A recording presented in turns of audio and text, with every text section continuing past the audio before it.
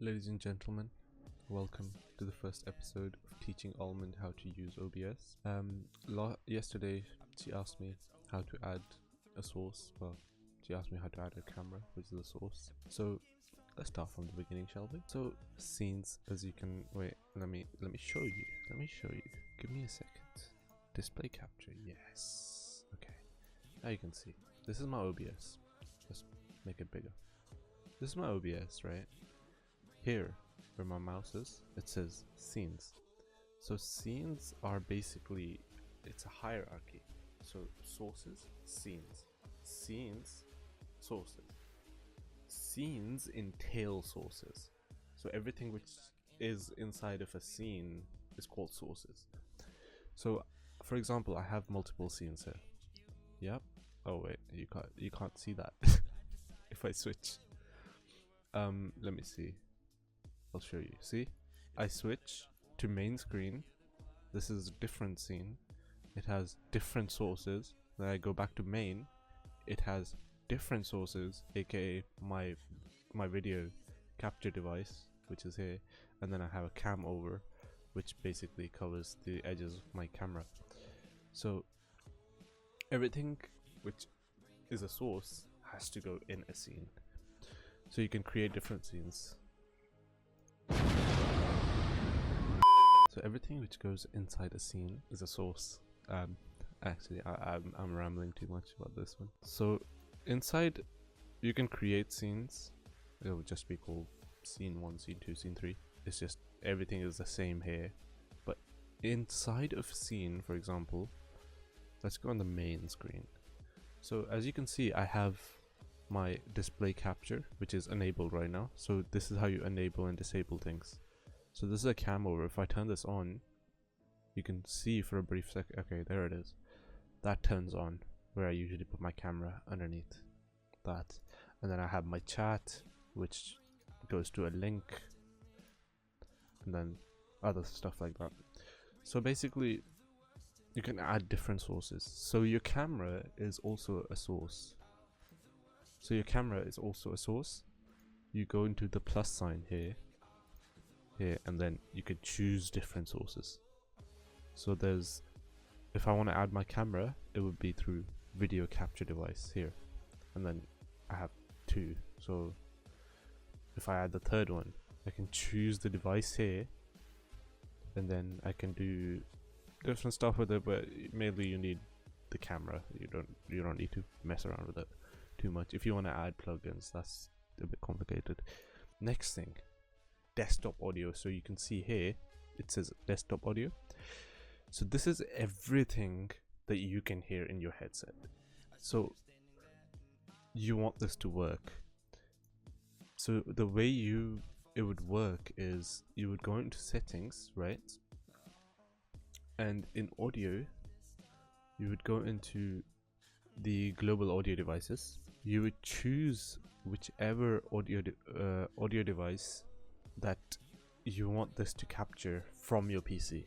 So everything which is happening, for example, if you're playing Valorant or any game, if you wanted to capture that audio, and along with that, if you want to play with friends, you want it to capture their audio, you would have to select the exact device that you're wearing or you're listening from.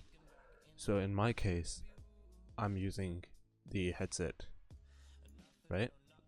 And then you don't need to worry about desktop audio too, that's for bigger stuff.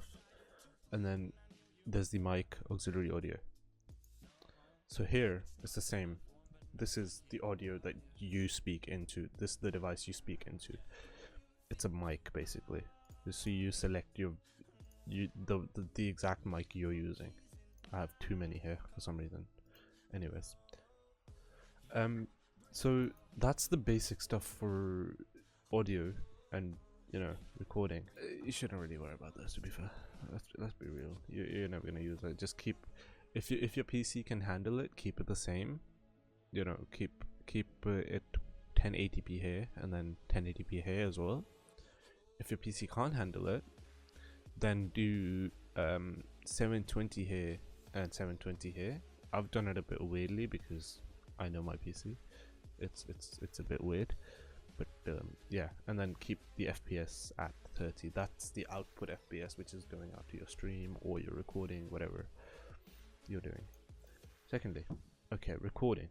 To get the best possible output here, you would want to in the video encoder, if you have a graphics card, it should come up with either AMD or NVIDIA, like I have here. I have an AMD graphics card, it comes up with AMD and then H.265 or whatever.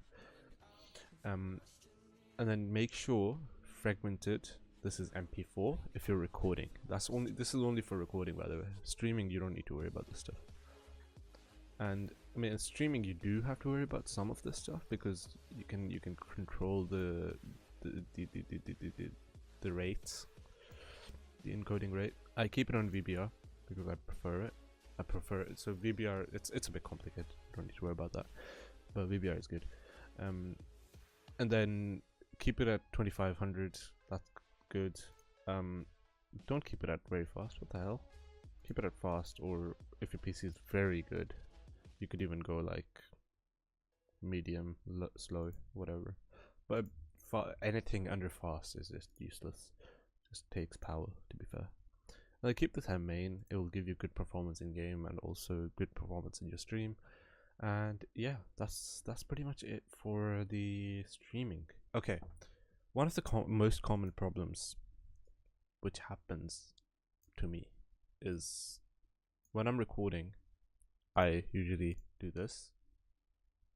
So I have my audio on different track, and then desktop audio, everything which is coming from into my headphones on a different separate tab.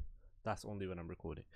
But what happens to switch it back when I'm streaming, and then what that means is nobody on the stream can hear what I'm saying, which is, be mindful of that. You don't want to do that. Make sure when you're streaming, have tracks, same one, checked. Cool. That's all. Good luck.